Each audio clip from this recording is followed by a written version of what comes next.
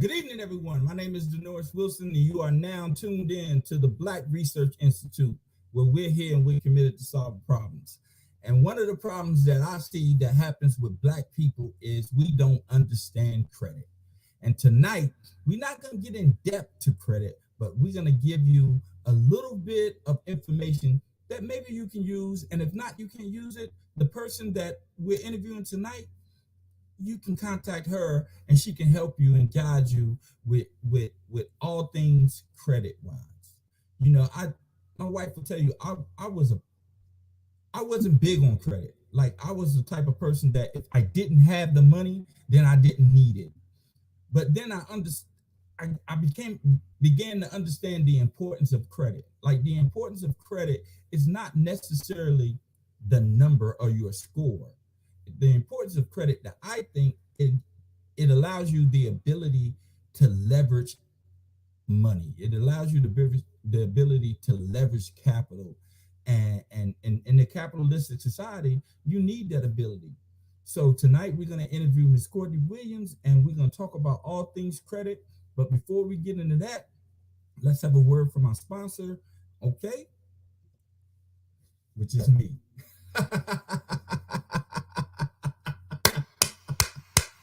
So tonight's podcast is brought to you by DC Graphics. That's DCGRFX. All your graphic needs, flyers, logos, business cards, car magnets, yard signs, social media, images, whatever. We'll take care of you. DC Graphics. Why settle for regular when you can have presidential? If you want to get in touch with you can reach me on my website, which is www.dcgrfx.com, or you can call me directly, 704-999-3281. That's DC Graphics. Remember, all your graphic needs, it can be provided right here. So let's get into the program, and remember, we're still in the gambit.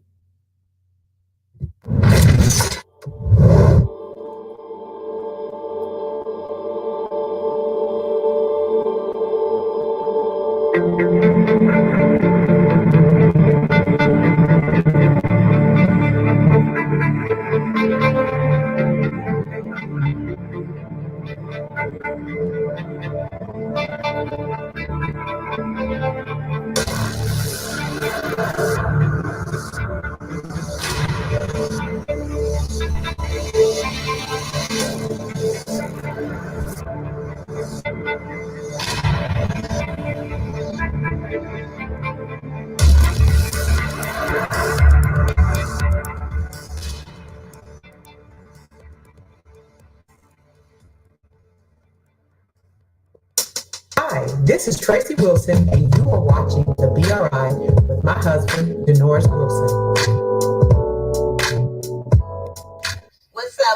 What's up? It's your girl Paulette from Susan Maryland, and you're watching BRI, Black Research Institute, with my boy, Denoris Wilson. Stay tuned.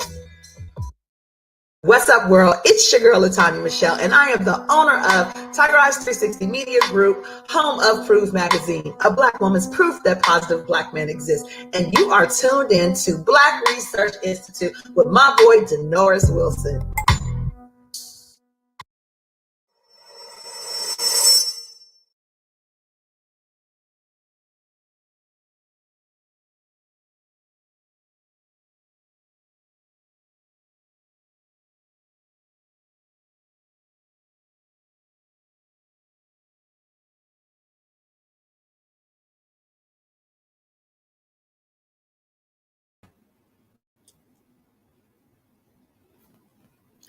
Hey, Denoris, I don't know what's going on. I can't hear you. Maybe if I unmute the mic, you know. I hear you now. Maybe you'll be able to hear me if I unmute the mic. But how you been? I'm all right. Can't complain. How about yourself? I can't complain. I'm breathing. That's all right. I'm breathing. And as long as I'm breathing and I'm up, I got another shot to make it right, right? That's right. That's right. I got another shot. Okay, so Before we get in the interview, it's customary here on the BRI that I ask you a couple of just basic intro questions. Okay. Okay, so the first question is, how are you? I'm amazing. I'm amazing. I'm alive. It's a pandemic. I haven't been affected. Blessed is an understatement. Okay, and are you staying safe? Oh, yeah. Oh, definitely. That's important. Okay, now tell the people a little bit about yourself, Courtney. My name is Courtney Williams. I am the owner and creator of Universal Success Consulting in the Credit Bootcamp. I've been preparing credit for a couple years now. I'm married. I have 4 amazing children who I'm laying the foundation for amazing future for them. And I'm just a laid back person. I live in North Carolina by way of New York. And I just want to help everybody obtain success. Nice. Well, hopefully after this interview you can help me because I'm struggling. I'm here. Okay. All right. So, how long have you been in business?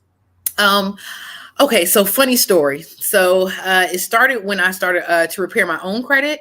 That was like maybe in 2000, the end of 2017, beginning of 2018. And I did it. I did a bunch of research. I did it. And then I was like, well, let me help my husband. And I did my husband. Then it went to somebody else. And people start saying, we don't want you to tell us how to do it. We're going to give you the money to do it. And I was like, oh, wait. And so I officially became a business the end of 2019, beginning of 2020, as far as like articles of organization, getting all my ducks in a row. But I've been repairing credit since about 2017. Nice. 2017. So I wouldn't call you a veteran, but you're not a rookie either. Right. Got it. I wouldn't call you a vet, but you're not a rookie. So do you enjoy it? Oh, I love it. People tell me that, you can talk to me. I'm pretty funny. I have a great sense of humor. I love to make people laugh. But if you start talking about credit, my tone changes. I get real serious. I start pulling up stuff and pointing out stuff. So I do take credit and people's finances really seriously because it's something that everybody should know. Okay. So what would you say your driving force behind what would you say is your driving force behind what you do? Why you do what you do? Because in this industry, no disrespect to anybody else that's in the credit industry, but it's so overpriced for things that us as regular people can do ourselves. And I mean, if I don't understand that people don't have the time to do their own research and find out all the laws that they need to know, but I just want everybody, like it's single moms, it's hardworking dads, it's older people, it's younger people who just don't know about credit. I mean, they just don't have the knowledge. My people are destroyed because of lack of knowledge, period. And so what drives me is that even if you don't sign up for my credit repair company, I just want to tell you, I just want to, maybe something I say to you can just motivate you to do it yourself, to get yourself somewhere better, because cash is king, but credit holds conversations. And I want everybody to be able to walk in a room with confidence. The confidence that I have when I go anywhere and know I can get anything I want everybody to have that, especially people that look like me. Nice. It's funny that you say, credit starts conversations, right? And me and my wife was having a discussion, I think it was last week, and we was talking about like how they use credit like for job employment, you know what I mean, or apartment rentals or house rentals, like they use everything. And I was like, how they using my credit for a job application? And then I thought about it. I was like, well, your credit sort of tells what your character is, right? Like it tells like, okay, you enter into an agreement and you didn't honor it by not paying. Yep. So, so if I rent this apartment out to you and hard times come on you, then you're not going to suffer. I'm going to suffer. Right. Right? Yeah. And I can see the history of that in your credit report. And it goes so much deeper than that. Even as far as some people's credit reports have different names or mixed up names. So you're applying for a job or an apartment and they look and you got 2 different names listed. It's like, hold on, wait, this person might be sketchy. It's not even all the way about just your negative unpaid accounts. I mean, it goes so deep into how people think when extending you credit that you just why accurate credit profile is something I preach. It's very important. You know what was crazy and scary at the same time is that you can have bad credit because someone else is using your social security number or your identification, and you can go your whole life, or you can have good credit because someone else is using your identification. Right. You can go your whole life and not even know it. Unless you check in your credit report. Exactly. You can go. It's scary. It's real scary because someone can be using your identity to get all these things, and if they don't mess up, then okay, no harm, no foul, right? But if they mess up, your whole life is messed up. Whole life. You can't get a pack of bubble gum on credit if it's messed up. But so when you decided to go into credit repair or the credit industry, right? And because you wanted to help people, is this your first entrepreneur endeavor? No, it's not. My first actual entrepreneurial endeavor was crafting. It's something I started with my kids. It was a hobby that I was like, well, I'm going to turn this hobby into a stream of income. Just making shirts and tumblers and trays and just anything. I got my little cry cut machine and my silhouette machine and just, that was my first actual endeavor trying to do credit repair. But then it was just, then I said, okay, this is more of a hobby. I really don't want to take people's orders. I like to, crafting is more of a free spirit type of thing for me. I want to just kind of do it on my own, not like this order, this rush. So no, and it's not to say that passion wasn't behind it, but that passion, like how passionate I am about credit, I wasn't that passionate about, crafting. It was more of a hobby for me. Well, I kind of think like if you become an entrepreneur, if you're gonna be successful, I think it got to be something that you love doing. Yeah. Right. I think you gotta love doing it. That's an understatement. And it can't be about the money. Oh no. Right. Like it can't be. Now, if you do it well, the money may be a byproduct of all the effort that you put in. One thing that I've learned is that even if you don't do it well, the money's going to come. In America, there is always, 24/7, 365, somebody looking to spend their money on something. Somebody is going to give you your money. Even if you put an ad up and 9 months go by, you don't get nothing, one person is going to buy something from you. So any entrepreneur, just to put it out there, never be worried about the money because the money is going to come no matter what. It's guaranteed. Somebody's going to want to buy something from you no matter what. So just be consistent, right? Yep. Oh, we got to be consistent. You got to really and truly want to fix a need. It has to be a need, and you have to truly want to fill that need for somebody consistently, repeatedly. You have to. Okay. So when you started your business, were you nervous?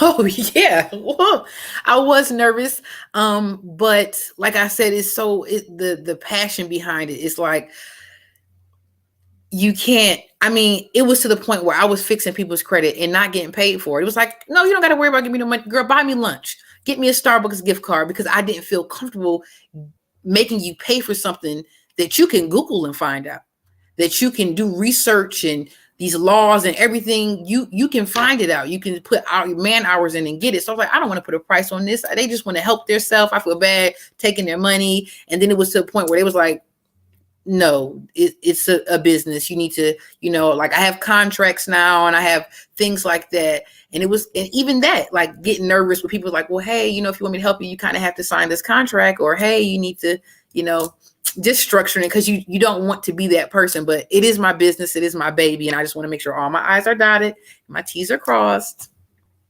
You were in or are or were in the same boat that I was in with my graphic design business.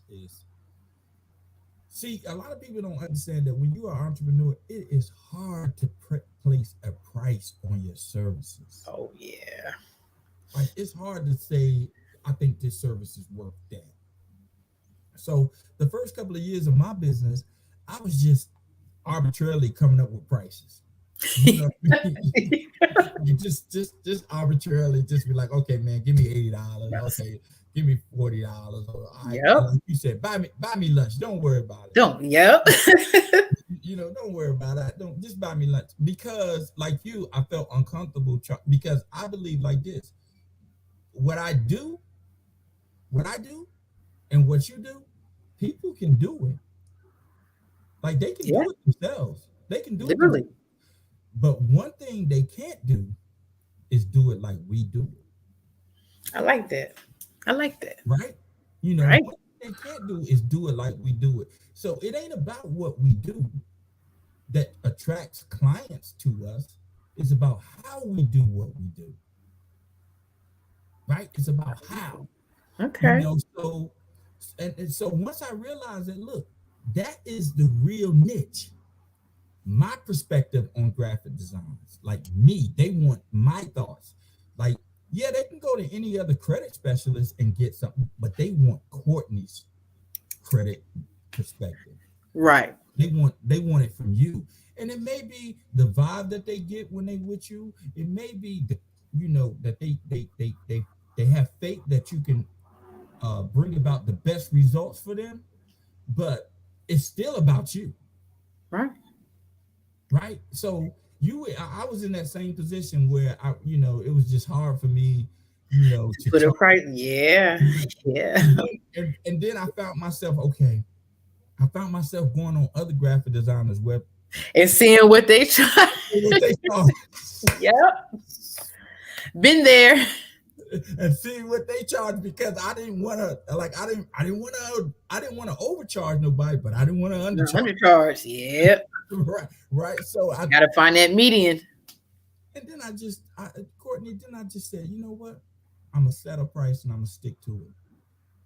Like I'm gonna set a price, I'm gonna stick to it. I'm gonna set the price that I believe these particular service or whatever the service is. I'm gonna set the price based on what I believe, because it's my business.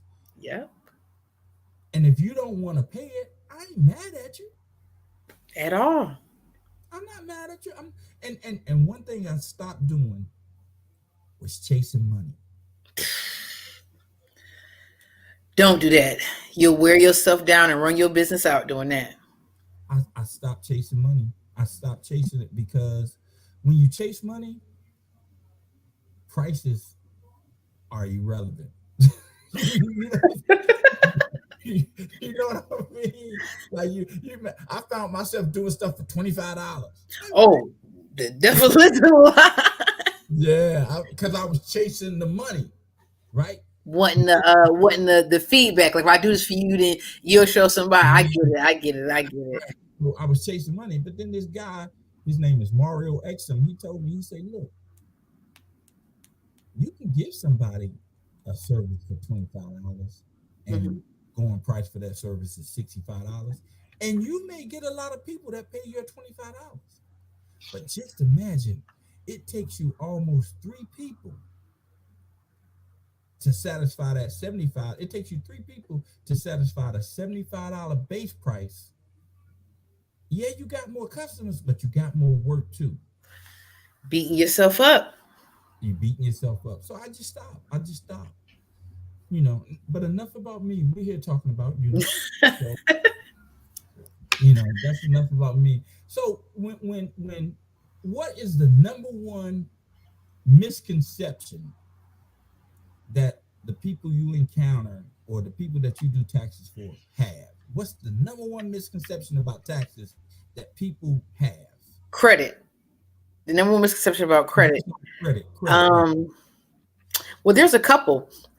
Some people believe that they just need to get a 700 credit score. I need a 700 credit score. Get all this negative stuff deleted so I can get a 700 credit score. And that's not accurate, because deleting stuff is almost like, yeah, it'll help you in the long run, but you got to have positive reporting along with getting rid of the negative. So if you sit there and just rip your credit apart and just get everything deleted, you don't got nothing left. You got to have something positive reporting with the negative. So it's not only always about repair, but it's also about rebuilding. Repairing credit and rebuilding credit go hand in hand. You can't have one without the other. And then most people just don't get that. They think, okay, just delete this and I'll be okay. No, if you just delete that, no, it's not that easy. But and a lot of people in this industry, a lot of people come to you and they kind of want to tell you how they want you to do the job. But as a credit repair specialist, you have to educate them. Like, okay, I know that this is what you want, but let me tell you how to get to this goal. You have to set realistic goals, realistic time frames to say, before I let you be a client, can you pay your bills on time? Are you comfortable if you have to pay this person, this company back? Like, let me know where you are. Are you serious about repairing your credit, or do you need a quick fix? Because I'm not a quick fixer. I'm not Fix-A-Flat. I'm Jiffy Lube. You're gonna have to come and get all the way right. I'm not Fix-A-Flat. That's not who I am.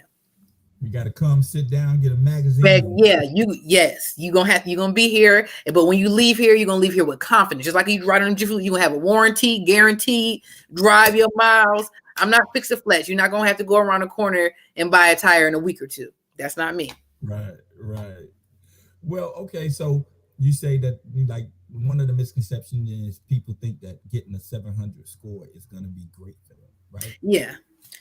And, it's funny because I hear a lot of people talk about the score, the number, right? I hear them, oh man, I got a 700 700 credit score, 750, and don't know nothing about their credit report. Right. And it's crazy that you say that, because it's like, okay, for example, you and I, if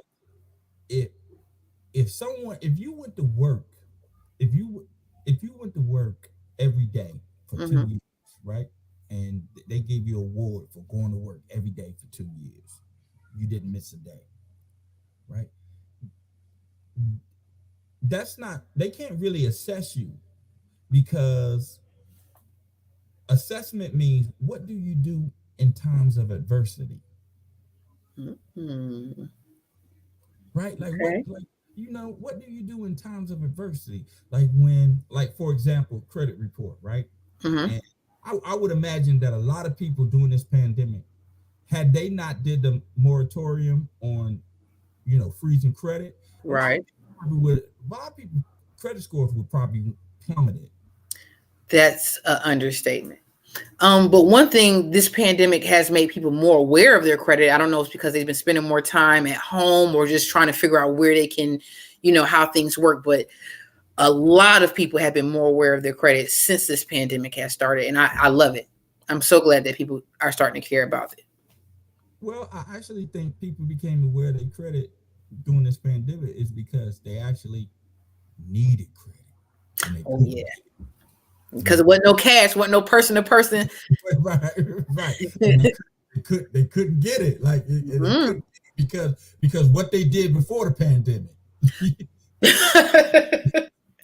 you know what I mean? Like what they did before the pandemic, and the people that's giving credit, they're not looking at it's a pandemic. They looking at, well, what did you do before? Yeah.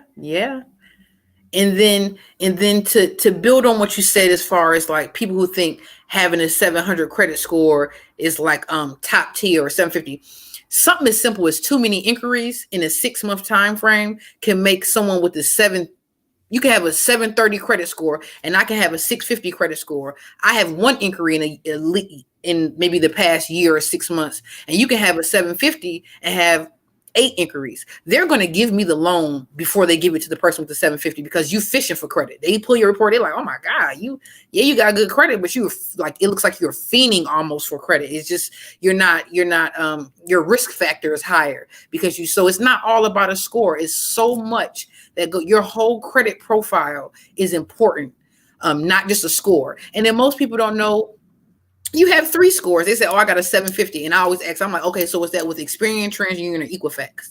They're like, well, I don't know. I check my Credit Karma. Like, okay, well, then you start digging and you uncover stuff. I'm like, okay, well, you need to check TransUnion, Experian, and Equifax. Those are the 3 major bureaus. I mean, there's like 50 credit bureaus total, but only 3 of them hold a score. So that's the 3 that most people only care about. But it's so much more in depth than that.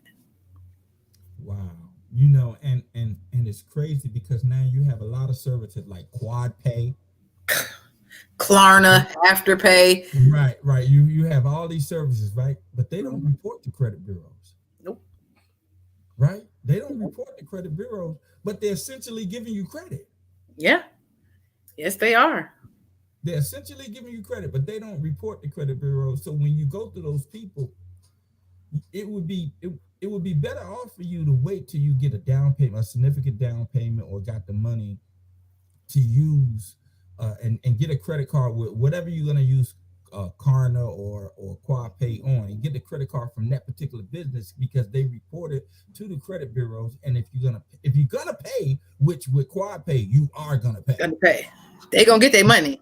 They're gonna get their money, right? Before you even sign up with Quad Pay, you gotta enlist another credit card or a bank account. Oh my Lord. Yeah, you got, and it ain't like they asking you, can you send the money? No, they it's the draft. They gonna go take it. They're gonna go take it. So yeah. So you would be better off. You'd be better served if you just got a credit card. Let's say you wanted to go to Belts, just get a Belts credit card. Yeah. Right. You know, but because you got bad credit, you can't get it. Right. And what's deceiving to me is when they say no credit check. When they say no credit check, that means also no credit reporting. Right? Exactly. And then sometimes when they say no credit check, there's like small fine print deep down at the bottom that they may do a soft inquiry. So they may lightly look at your credit report, but it's not going to negatively impact it. So if you say no credit check and you look way down at the bottom, you see some barely visible white letters, read those barely visible white letters and see what they're really saying, because no credit check does not always mean no credit check. I've learned that. Now, a soft inquiry and a hard inquiry, what's the difference? Okay, so a hard inquiry is gonna affect your score. It can affect you anywhere between 1 to 5 points. Each inquiry can be anywhere between 1 to 5 points. Some people think that's not a lot. I'm like, okay, well, you apply for 3 things, 5 points. That's 15 points.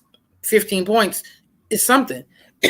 Excuse me. A soft inquiry is not going to affect your score. It just gives a credit furnisher like a brief look at your credit profile to see, you know, what you're really working with. It's not going to go too in depth. They're not going to go look through all of your information like a actual credit check would. It'll just be like a quick, you know, glimpse. See, okay, you say you work here. I really see this on your credit report.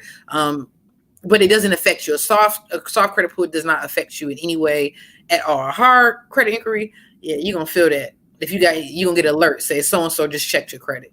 It hurts. Okay, now I got a question for you. Okay. So a hard inquiry and a soft check, do they do anything differently? Because aren't they pulling your credit report? No, the only thing different is like I said, it's the soft inquiry is more like a glimpse. They're not going to go all the way back. They may not look at your student loans. They may not. They're not. It's a very limited look at your credit. A soft inquiry is a very limited look at your credit. A hard inquiry, they in your business.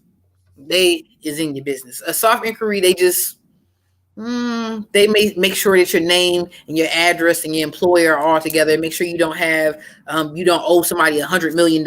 You know, it's very soft, and it's not. And them saying no credit check means that their decision is not solely based on your credit. It does play a key point in it. They're going to do that soft credit, but it's not the determining factor. When it says a credit check, your credit is that determining factor. Soft credit check's like, you really live here. This is your real name. This is where you really work. Okay, we see that it's actually on your credit report, but they take into consideration your finances or how much money you're putting up front, things like that. Okay, now, so basically, a hard check is your credit, meaning when they do a hard check on you, if I'm correct, when they do a hard check on you, based on your credit report, well, put it this way, you will be awarded whatever it is you're trying to get based on your credit report. Right. If they do a soft check on you, it won't be based on your credit report. It just be based on some, small things that's on your credit report. Right. Basically. Okay. How can I explain it? So the Patriot Act. If you ever apply for anything and they say, it's not really based on your credit, but they still want your social security number, because the Patriot Act is enacted, they want to make sure you're not a terrorist, X, Y, and Z. So you have to put that information there, and they may look at that information, and even though whatever you're applying for is not based on your credit, they see that information. They are making sure that you have lived in this country for a certain amount of time. Your name is matching what name is on the application. You say you work where you work, but whatever you're applying for is not based on your credit. It's not, they don't care about numbers. They don't care about the right, but they want to make sure you are real. You are a U.S. citizen. We can locate you. You've been located before. And most places do it because of the Patriot Act, because they got to know who you are. You can't really apply for much without putting your social in there somewhere. So that what you're describing is what you get when they say when you apply for something and then they give you like 4 choices and they say, have you lived in either one of these places? Yeah. They need to verify that you are who you are, even if it's not nothing with credit. Everything that you do today, they need to verify that you are who you are. Okay.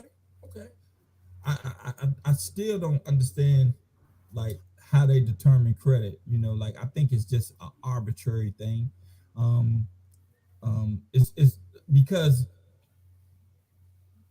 like, for example, okay, I have a 6. I think I have a 620 credit score. It ain't that good, right? But okay, I want to know how I got that.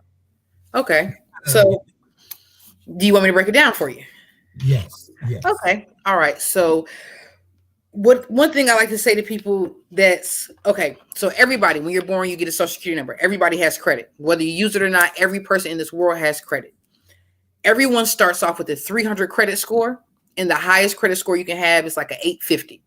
Speaking like in FICO terms, because it's the Vantage score, which most people don't use. Credit Karma uses Vantage score, and then there's your FICO score, which like Experian and most lenders and mortgage companies and car lots, they use your FICO score. So the lowest you can have is a 300. The highest you can have is 850. That's 550 points that us as consumers have control over. So a credit report is broken down into 5 major factors. It's your payment history, your credit utilization, the mix of your accounts, the length of your accounts, and your inquiries. And each of them hold prospective weight. So your payment history makes up 35% of your credit score. That's like 192.5 points. Payment history. You miss a payment, your credit score is going to drop. Guarantee it's going to drop, and it's going to be there. Next is your credit utilization. That's 165 points. If you do not have a credit card, that is 165 points that you are leaving on the table that could boost your score. So even if you got nothing but negative accounts listed, student loans, go get a secure card. Pay it on time. That's 2 major factors of your credit score that will jump it up. Next is your mix of credit. The ideal credit profile is a short-term loan, a long-term loan, at least 2 credit cards, and your credit utilization may be under 10% and no more than 2 inquiries in a year's time. That is like ideal. That's what your ideal lender wants to see. And then of course your it goes down to your length of credit. If you just have too many open accounts, like you just keep applying for stuff and you open up this account 6 months and then you got to open an account that's been 9 months, it's not good. They want to see that you've had an account for 3 years, 4 years, 6 years, 10 years. The longer the account, the better it looks. And then, of course, your inquiries, you don't want to have too many inquiries. Inquiries are only 10% of your score, but that's 55 points. And your mix of credit is also only 10% of your score, which is 55 points. But mix of credit and inquiries together, that's 110 points right there if you stop applying for stuff and got some nice mixed up accounts. And that determines how someone can go from a 300 and then get all the way to 850, because you do have control there. You literally control 550 points of your own score. Oh, okay. See, I didn't know that. Yeah. I just thought credit was just a way a bunch of white men was able to keep you from me getting that house. And a lot of people think that. And one thing I want to do is take white away from credit, because I am a young African-American female and I got A1 credit. I got credit than most Caucasians out here today. Okay. And I can go apply for anything very comfortably. I have friends who I've helped who have A1 credit, and we look like how we look, and we talk like how we talk. And nobody gave me nothing. I did my own research and I got it off my own muscle. And that's what I want to help everybody else do. People can try and hinder you and say, "Oh, well, no, well, you can't." No, it's okay. No, I'm her. She's me. So don't ever think that, and I hear people say it so often, like, I got that white man credit, or I got that, you got that white person credit. It's like, no. They wish they had credit like me. I know that's right. Yeah. Realistic. I know that's right, but no. And then learning how to, I deal with so many different people. Like, I know a guy. Now, I'm not going to put his name out there. I know a guy, he got his credit together, and so he got approved for credit cards, and he has, a decent limit on his credit card. So he can go buy Louis Vuitton shoes, and he can go buy Gucci stuff, and he looks nice. He looks great. And he didn't spend $1 of his money. His money is in the bank. He can go out and he can buy what he wants. And he has 30 days until his statement is due to put that money back in there. He can pay his minimum balance. He can spend $10,000 and his minimum balance may be only $280. So he sat there and bought Louis, Gucci, got your girlfriend, went to the club for $280 and built his credit and paid his on time and helped build his credit. You got to learn to leverage it. You just can't say, "Oh, us black people shouldn't be buying that." Oh, you need to educate yourself and know that this man assets is buying his liabilities and he having a good time because his credit score is A1. He swiped his credit card for all. He paid it back. So don't just talk something you hear. Know what you know and stand behind it, because he don't care what you're saying about him. He gonna go. He swiped. He used the bank's money to have a great weekend, and all his money is in the bank for his family. Nice. Okay. All right. So look, we're gonna take a short break. Okay. And we're going to come back and we're going to get more into this credit issue, because trust me, right now you are enlightening me, because I'm credit illiterate. I ain't going to lie. That's what I'm here for. And you just told me something that I never knew, that now I got to sit back, process. I got to process it to see how I can implement it. But let's go to a little commercial break, and then I'll come back and we'll continue this conversation, okay? All right, I'll be here. All right. Okay, everyone, this is the time of the show where you can go get you something to eat, check your Facebook, do whatever it is you want to do. These are your 3 minutes. Worry free. Do whatever you want to do. Just don't worry. So vibe with me. Let's go.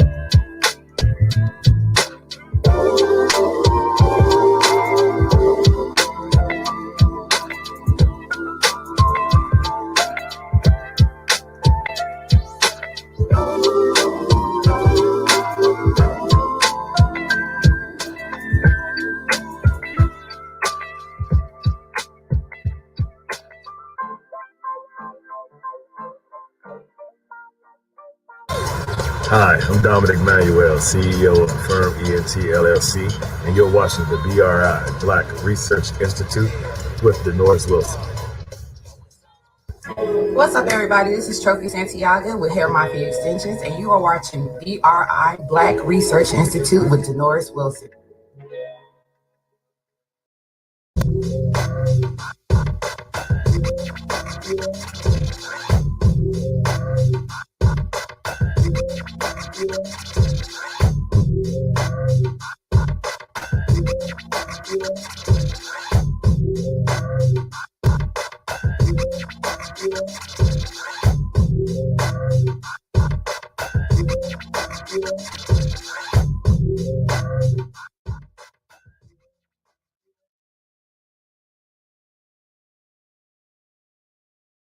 Hi, everybody. My name is Courtney Williams, and I'll be your instructor here at the Credit Boot Camp.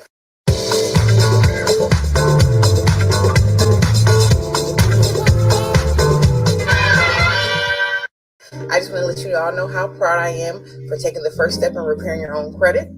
In this course, you're going to learn how to get your credit reports, how to get your credit scores, some great reasons for disputing, and also how to rebuild your credit scores. So I'll see you in the first lecture. Bye.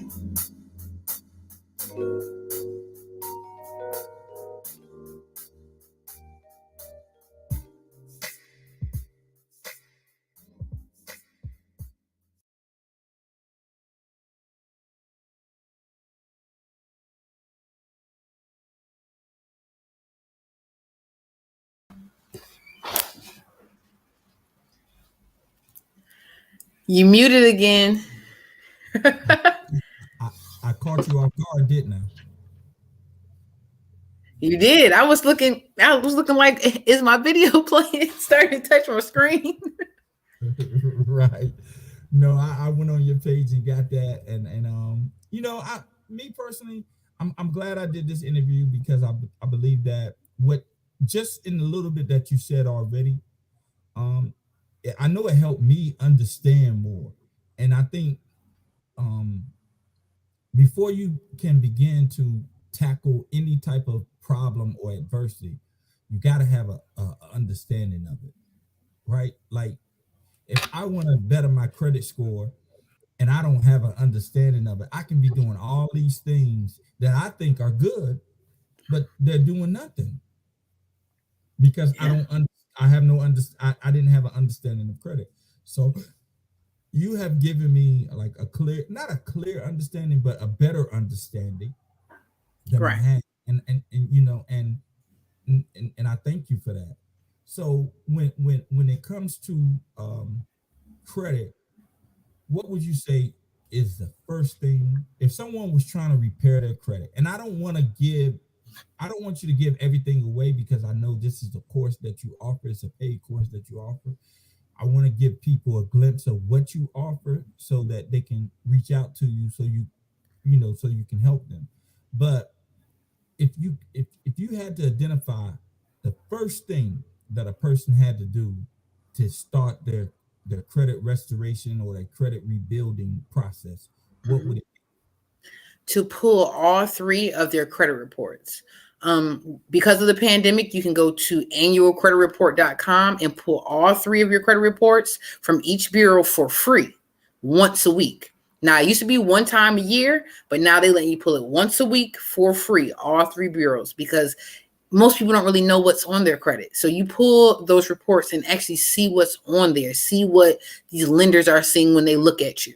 That is the first step, because most people, when they come into credit for credit restoration, they say, "Oh, well, I have a 616. That's all I just need." And I say, "Well, 616, which bureau? How many credit cards? What's reporting?" And they're like, "Oh, well, I'm not sure." So always know what is on your credit report. That's key. Okay, so pull your credit reports is the number one thing that you should Yeah. do. Okay. And then not to cut you off, but I do have a Universal Success Consulting Facebook group where I do give away a lot of information for free. I don't want, I want, of course I want clients and customers, but I really just want the knowledge to be out there for people. Like, a lot of people don't have time to research the information and do what I did, but I still want them to have access to it without a $ attached to it. So if you still choose to hire me or still choose to sign up to the class, that's great. Blessings to you. But please just know what you need to know so you can help yourself. Just help yourself. I want to help you help yourself. Help me, help you. Help me. Right, really, right. Well, I mean, you helping me because I had another guy, Tim Brown. He was very informative too. He was a credit specialist. He was very informative. And I think, I'm sure there are a lot of great credit restoration services out there. A lot of great people that can help you with your credit. But I think this particular industry is sort of like you going to a hairstylist. Yeah. There's a whole lot of hairstylists out there, but only a certain one you're gonna vibe with, right? Right. Oh yeah. So I believe, like, when you are searching for someone to help you repair anything, right? You need to do some investigation on not only the person, but what they provide and if it's your vibe. Yeah. Because everybody's not for everybody. I understand that everybody is not my ideal client. I may not be your ideal company, and I want you to always feel comfortable. So even if you go to another company to help repair your credit, at least know what you should know so you're not getting drug along. Because a lot of credit repair companies, they charge monthly, and they may want to drag out that process because that's their income. And again, not knocking anybody in this industry, but just know what you need to know. Know, for one, you can do it yourself. Know, for two, the time frame it should take, what you should be seeing happen and what you should be seeing done, and being serious about it. Don't just put your money up there and say, "Oh, I paid this person to do it." No, follow up. If you hire somebody, if you go get, like you said, if you go get your hair done and you don't like your hair, you're going to say, "Oh, well, next time it'll be better." No, you're going to say, "Hey, you're going to have to fix that before I leave out of here." So don't just say, "Oh, well, this is their profession and maybe next month it'll be." No, hey, what's going on about this? And you have the right to do that. There is something called CROA, Credit Repair Organization Act. There are laws as a credit repair specialist that I have to follow, and everyone else in this very saturated industry. Don't let nobody take advantage of you. Don't take your finances serious. Well, me, I'm the type of person that, right, I may come to Courtney and say, "Courtney, how much you charge to, help me repair my credit?" And I may get a itemized list of everything that you're gonna do and what you're gonna charge. And I said, okay, Courtney, I get back to you, and I'm gonna take that itemized list and I'm gonna go to another credit specialist. Right, I'm gonna go to another credit specialist. I'm gonna see, how you stack up against them, Right. like with the services and the vibe, with all of those things, because Right. I believe like unless it just hits you when you initially meet somebody. If it don't just hit you like, yeah, this is the one. If it doesn't hit you like that, then I believe that you should always get a second opinion in everything. Always. And then especially with dealing with paying somebody for a service. It's not a product that you're buying, it's a service. You're trusting me with your personal information, you're trusting me with your money to have a desired outcome. So I always want people to make sure that you're comfortable, because I am BBB accredited. I have I'm bonded in the state of North Carolina and South Carolina. I have a website, I have all this stuff, and you can see it all, but that doesn't do, it. You have it, to make people feel comfortable. At the same time, you have to do your research about a person. You want to know that they know what they're talking about. You want to make sure. So people, inquire with me often, and I never feel any type of way if someone doesn't sign up, because you can always come to me and ask me a question. Like even if you asked me a week ago how much I charge and you don't sign up, and you come back and say, hey, I got this letter from this company, what should I do? I want to give that answer to you. I want to build rapport with people. I want to truly give people knowledge. It's not all about a dollar with me, because there's so many ways to make passive income in this industry that I will be a fool to look money hungry to people, and my only desire is to help them. So I'm not just fiending, because some people are like this. Some people are very pushy. I've tried to deal with people and they've become very pushy, and I don't want to make someone feel like, hey, you have to do this now if you don't do this now. No, if you don't fix your credit today, no, nothing's going to change. And I'll still be here for you. And I'll be here to help you and guide you and whatever it is that you need me to do for you, because that is who I am as a person. I genuinely want to help you. Whether it be on the business side, a friend side, you may know someone who can afford to pay. Like, hey, this girl gave me some great advice. It jumped my score up 50 points. I see you struggling with your credit. You may want to reach out to her, and it may go that way. It's not all about just closing the sale. No. I know that's right. I know that. Listen, Court, one thing I notice about, being an entrepreneur is that I want to help you. I want to help you. Like for me, I'm a graphic designer, so I want to help you bring your vision to life. That's what I want to do. But I don't price match. I don't price. You're free to go anywhere else. Yep, I'm not gonna price match. And the reason why I don't price match is because, especially with us as Black people, if you come to me and I tell you that the normal price for this service is $85, but I'm gonna give it to you today for $65, you're gonna be expecting it for $65 for the rest of every single time. So I don't do that. It's funny because my wife and I, right, we had this dilemma. I'm not gonna go too much in it, but we was talking about something, and I say, well, maybe we should give people a break. That's what I said to her. Like, maybe we should give people a break. Maybe we should make them do this, and then give them time to pay. And she was like, well, don't sell yourself low. That's a wife. I like your wife. She was like, don't sell yourself low right at the beginning, because if you sell yourself low, you ain't got nowhere to go. Right? Like, yeah. You have nowhere to go. Start out, at a moderate price and then negotiate, because if you start out low, you have no negotiation power. None at all. None, right? No negotiation. So when it comes to your services, it's like people, because they don't know how important it is, they don't see any real value in it. Right? Like, because of how important it is. It's only important when they actually need it. Exactly. And with credit, when you need it, it's too late to be trying to repair it. Excuse me, you're right about that. And so go ahead.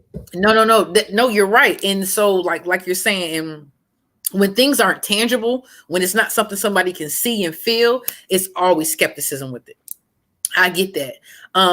Like I said, it was hard setting my price because I mean, people charge good money to repair credit. I was feeling like, and in this industry, I've met so many different people in so many different states. I mean, credit repair is big and I love it. I love this industry.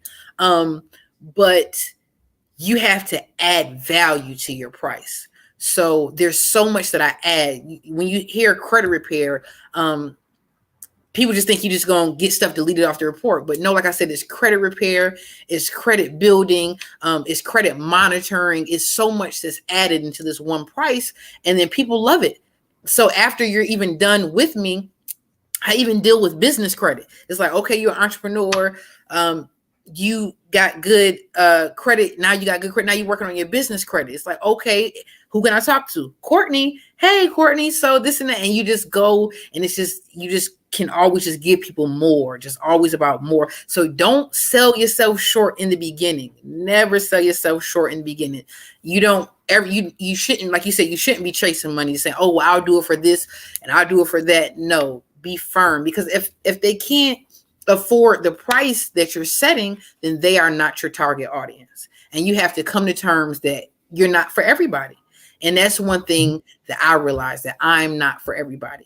And if you look, and I can even refer you to someone like, hey, well, this person may be able to better help you, you know. And some people are like, oh, okay. Like they didn't expect you just to push them off on somebody like, oh, like, well, yeah, no, I wasn't going to change my price, but he might be willing to work for this price. And then they get to thinking, they're like, oh, well, like, hello. But the door should always be open for people. Always be open.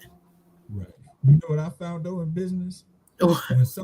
When someone like, you know, contacts me to do a particular job for them or a project, and you know, I tell them their price and they say, well, you know, I got another guy here do it for this. Yes. Yeah, I got another guy here. Then I say, okay, well, man, you know, if that's what you want to do, I'm not mad at you. But you know what I found out? That they'll hang up the phone. They will hang up the phone. But 15, 20 minutes later, they call him back. Oh, yeah. They call him back because I equate this to this. If two guys knocked on your door and they want to cut your grass, right? They want to cut your grass. And the first guy gives you just a white sheet of paper and it says, I cut grass, call me. Just a white sheet of paper written. But the next guy come up, he hands you a flyer. He done did it up. Yeah. All those things, right? Now, the first guy may be better than the second guy. Right. But you gonna go with that second one. You're gonna go with that second guy because that second guy takes pride enough in what he does to invest in himself. Yeah. That's how you gotta look at it. And if he invest like credit. I like how you did that. But no, really, that's what it boils down to.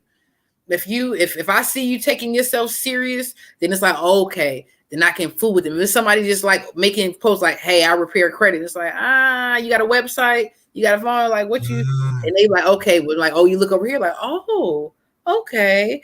Like if anybody Googled my business right now, I'm gonna pop up. Same here. Yeah. Same here. And don't get me wrong. I understand that everyone has to start out somewhere. Yeah. Right? Yeah. We weren't always here. Right. I definitely wasn't always here. I definitely didn't have what I have now. I definitely didn't have it. But I gotta see progress if I'm gonna deal with you. Right. Right? Like I gotta see progress in your, like, for example, if I see somebody and they tell me that they repair credit and I watch them for a year and I don't see no growth. Right? I see no growth. It's it's the same thing. I see no growth. How do I logically entrust them to help me? And they don't take themselves serious. How do I do that? You don't. Right. So when I saw you, because let's let the audience know, this is my first time talking to you. Yeah, it is. Right? Yeah. I don't know you. You don't know me. This is my first time talking to you, but I saw you and I saw the stuff that you was doing on your page, and I was like, yo, this could really help the few people that watch my show. Right? Right. This, because I can't help them in this regard. I don't Right. know.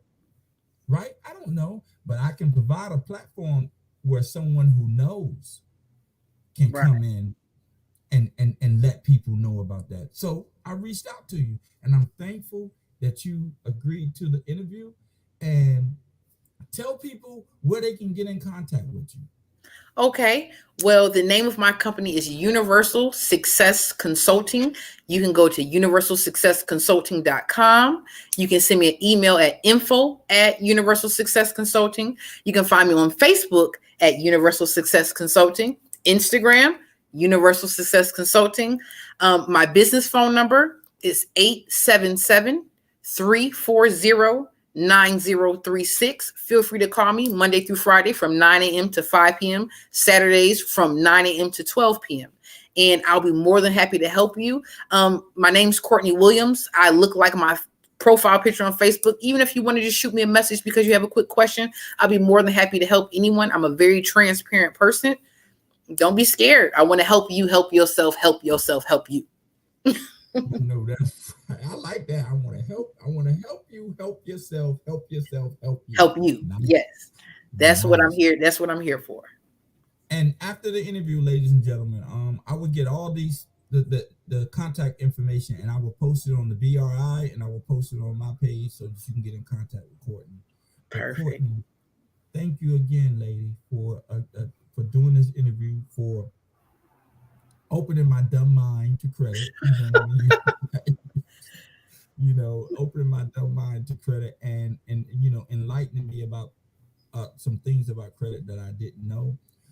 I didn't want this to be a too much of an in-depth interview about credit. I really wanted it to be about you. I want people to feel you out and Right. understand your vibe, because you do credit report, but credit reports and credit repair don't do you, right? Like they don't do you, Right. So, there's many people that do credit repair, but nobody do it like Courtney. And I wanted people to get. You gonna make me put that on a shirt now, Dolores? I might have to pull out my cry cut right now. I like that. And I wanted people to feel that, because I'm pretty good.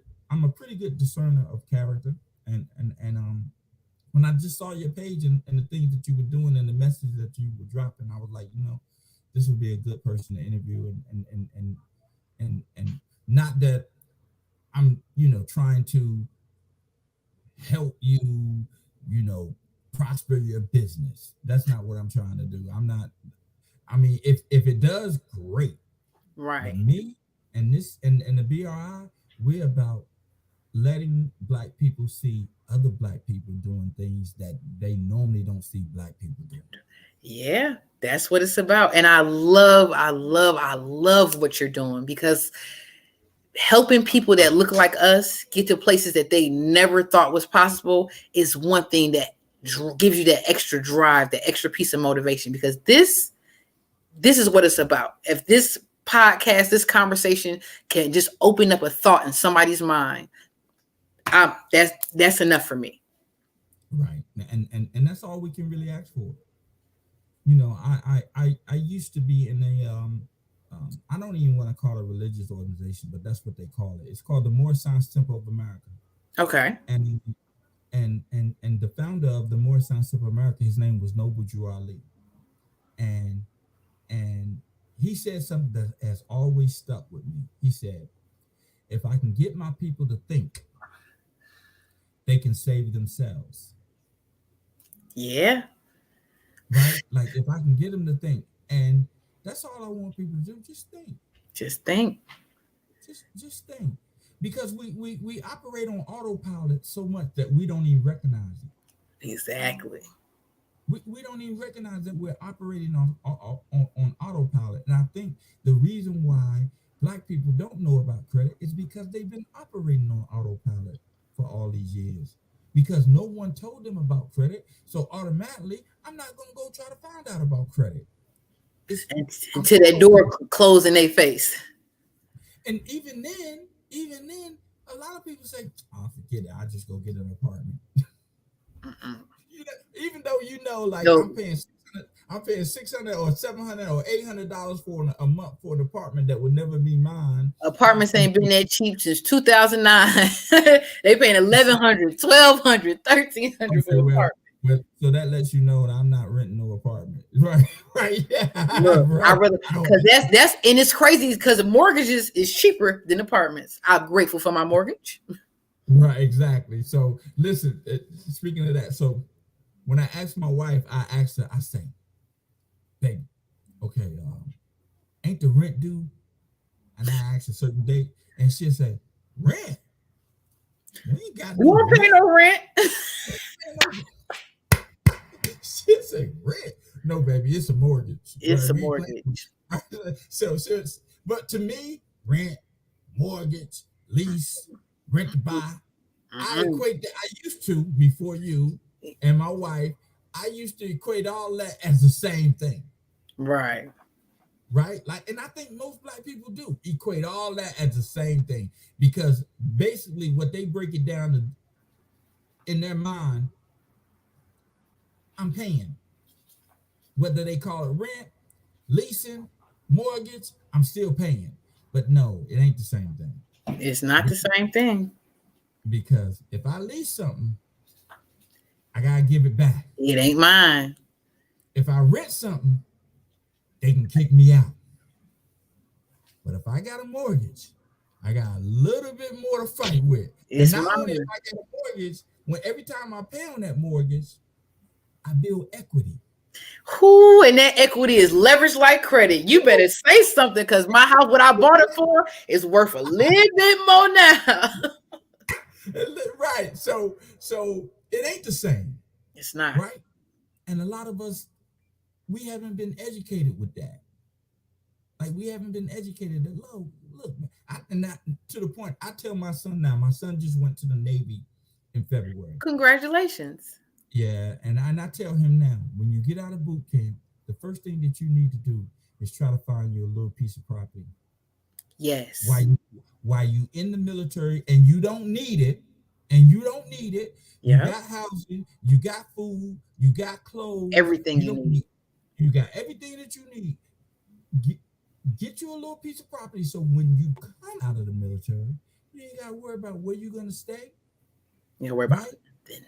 You ain't got to worry about nothing. And then if you stay in the military for 10 years, you would have built up so much leverage in a home that you could sell the home and get a home that you really want. Yeah. Yeah. It's like making money. What they say, passive income, making money in your sleep, buying that piece of property and letting them build some stuff around. Oh, don't let them build some stuff around that property. Your son will be, whew, that's right. So that's why I tell him, I say, had someone sat me down and talked to me about this when I was your age. Yeah. We probably wouldn't even be having this conversation right now because you wouldn't be going to the Navy and you wouldn't have to work because I would have been smarter with my money, right? But no one told me.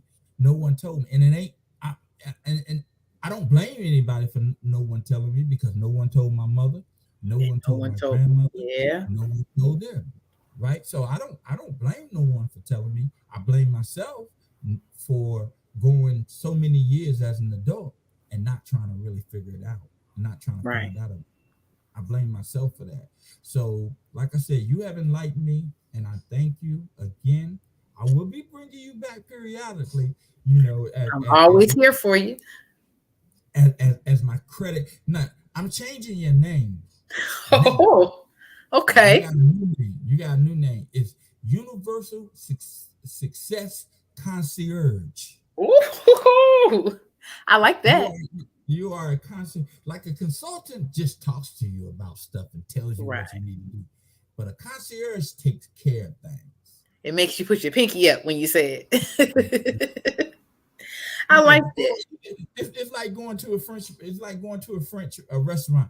Maitre d'. But no, really, and I'll be more than happy to come back anytime because, like I said, I just want everybody to know it. It's information that's out there, and they work you so hard just to meet the bare minimum that you don't got time to do the research. But I am here to do the research for you. Ask. You will not know if you don't ask. Ask me. You don't even got to ask me because I'm gonna tell you. I'm gonna just talk about it. Right. Okay. Well, I'm gonna hold you to that. All right. Back on BRI, I'm gonna hold you to that. So just like in the beginning of the show, it was customary for me to ask you a couple of questions. Right. At the end of the show, it's customary to ask you a couple of questions as well.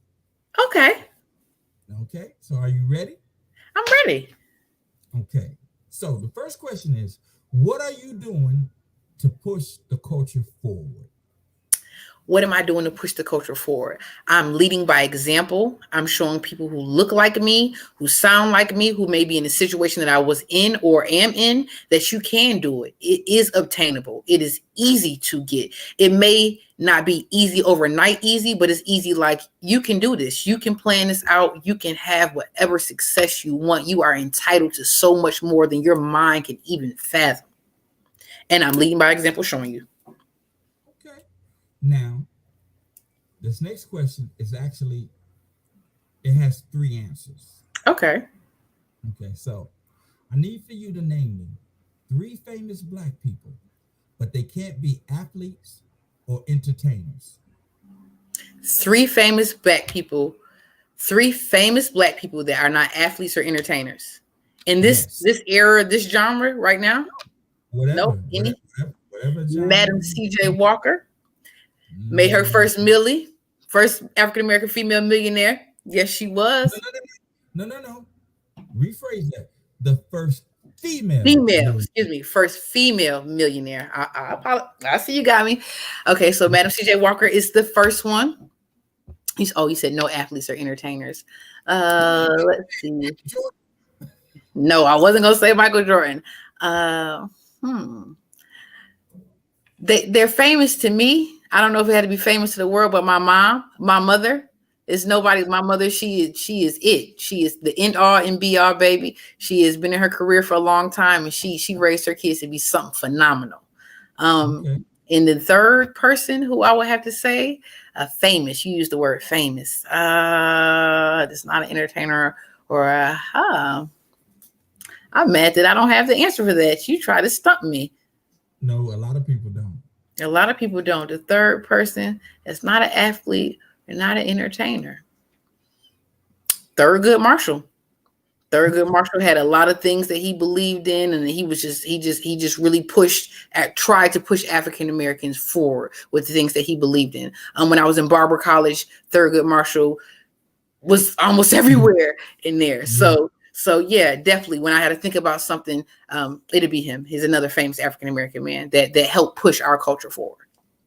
Okay, so I'm gonna tell you why I ask people that question. Okay. Because it actually lets people know how much about us we're not taught. Yeah.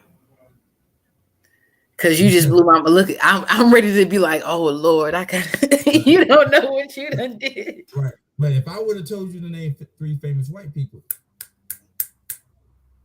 right, that wasn't athletes or entertainers. Yep.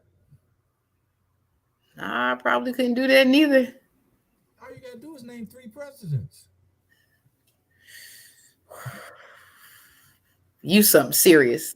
Right. You something serious. Yeah, you're right. So, but I say that because a lot of people get stumped. And it's not their fault because they haven't been taught. For example, you didn't learn in school that Madam C.J. Walker was the first female millionaire. No. You didn't learn that in school, but you should have. Yeah, but we sure didn't. You didn't learn in school. So I do that just to let us know that, look, we can't leave it up for nobody else to teach us about us. We got to go and find it ourselves. Right. Because that shows that they're not really teaching us about us. That shows that there shouldn't be nothing. I mean, there shouldn't be no time for us to mention off to know, because it's our history. It's something that we should know. It's us, right? So that's why I do it. But the last interview I did 2 hours, and my mother was telling me, "Boy, you know you can talk. Let it go." So I'm about to let it go. I'm about to let it go. But I really enjoyed this interview, and like I said, I am going to bring you back. When we get off here, inbox me all your contact information so I can place it on my site. Okay.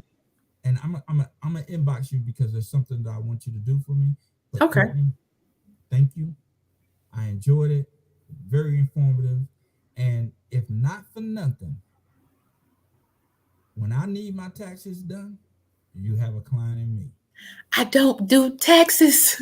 I mean, when I need my credit repair, you see, now this is the thing though. This is the thing. Subconsciously, I equate taxes and credit. A lot of people do that, and they reach out to me. People when January 3rd at the lake, you said, "Do you do taxes too? You do taxes? You do?" No, I don't do taxes. I don't even want to take it on. I don't want to play with the IRS, honey. No. Right. But no, again, I really appreciate you letting me be on here. Anytime, always reach out. If anybody's watching, if you need anything, feel free to reach out to me. As you can see, I'm very transparent. This is really me, Goofy Courtney. So just reach out to me. I just want you all to be able to obtain success. Nothing is out of your reach. Okay. Well, thank you, Courtney. And I'll be reaching out to you, and I will check your inbox in about 15 minutes, okay? Okay, good deal. Bye. Hope you guys have a good day. Yes, thank you. Great interview. I ran over 17 minutes. I'm trying not to do that. I'm trying to be consistent and stay precise, but that was a great interview. I learned something. I hope you did too. And you see the Black Research Institute logo. We're still in the gambit.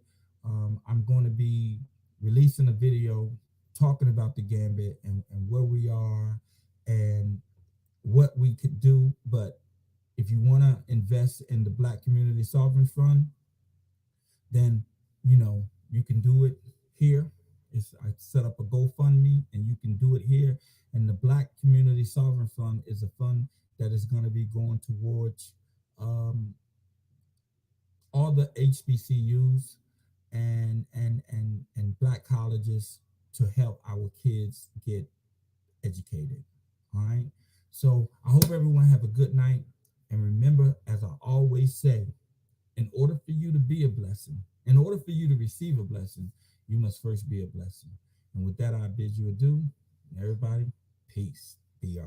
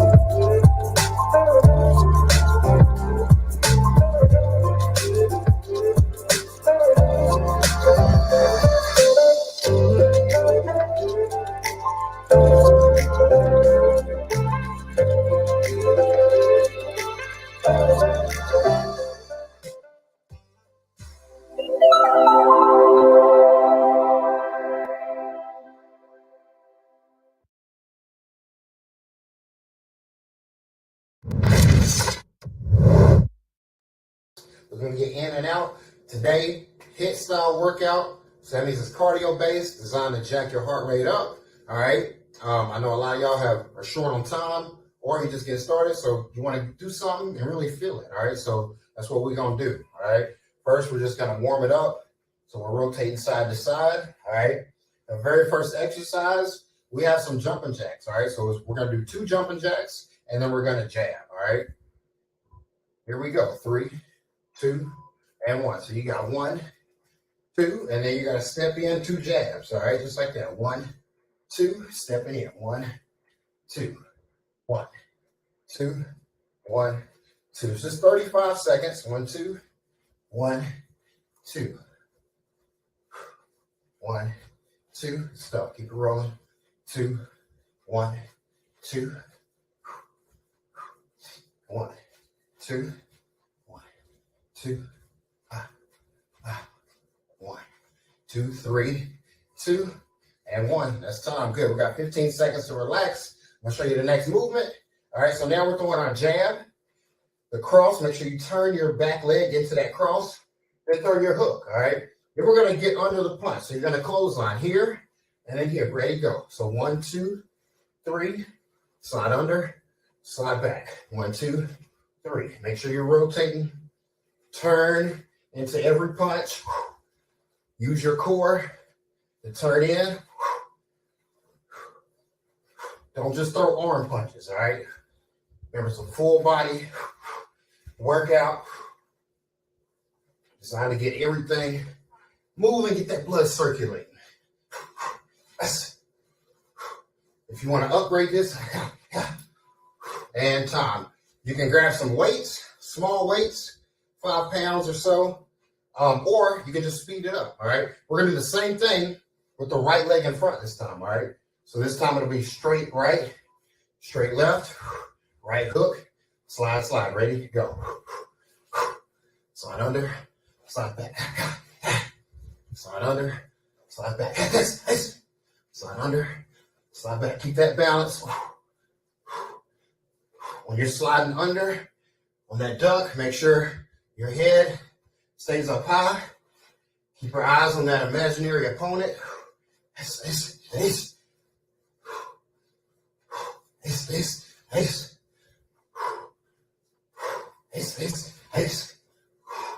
And that's time. Good stuff. All right. Now we got to get the legs involved a little bit more. So what we're going to do here, and give me 2 squats and then a reverse lunge. Okay. So 2 regular squats. Take that butt down. 3, 2, and 1. So we got 1, 2, and then step back. 1, 2, step back. 1, 2, and step back. Good stuff. 1, 2, step back. 1, 2, step back. 1 and 2, step back, alternating legs each time. 3, 2, and 1. That's time. Good. Last movement. All right. We're combining a 1-2 burnout with a shoe shine. Okay. So you're going to get about 6 punches and then switch underhand. All right. Rapid fire. Let's go. And take it underneath. You want to chop those feet at the same time. 6, 6. Roll the shoulders.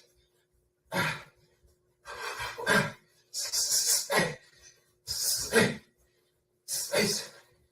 Ace. Ace. Ace. Ace. Ace. Ace. Keep rolling. 3, 2, and 1. That's it. If your heart rate ain't up, all right, I don't know what to say. I really don't. All right, but mine is like a little sweat on my brow. That quick, just that quick. It don't take much. You just got to do it. Consistency. Stay on it, all right? You got this. Here we go.